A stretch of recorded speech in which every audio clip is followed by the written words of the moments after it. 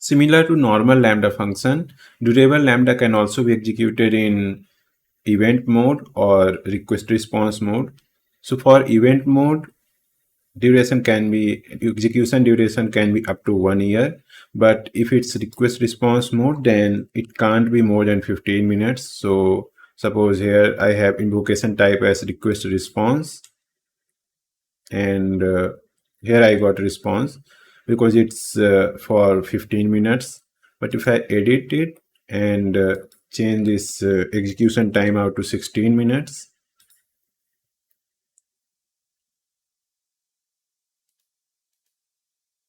and then try to run it again using request response invocation type,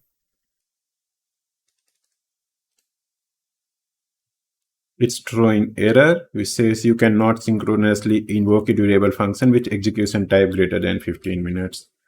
So what it means is that if you are invoking your Lambda function with the help of API gateway, then your execution timeout limit should be less than 15 minutes. Another scenario is that if your function is being triggered by something like DynamoDB streams that uses event source mapping, in that scenario also 15-minute limit applies.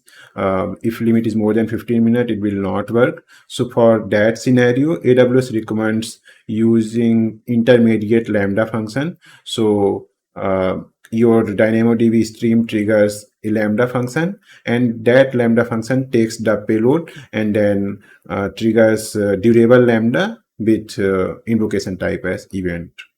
For more details on how event source mappings work with durable Lambda function, you can check out this documentation, and here is the intermediate Lambda pattern where normal Lambda function is triggered by DynamoDB stream or SQS, and that Lambda function just sends event payload to durable Lambda with invocation type as event.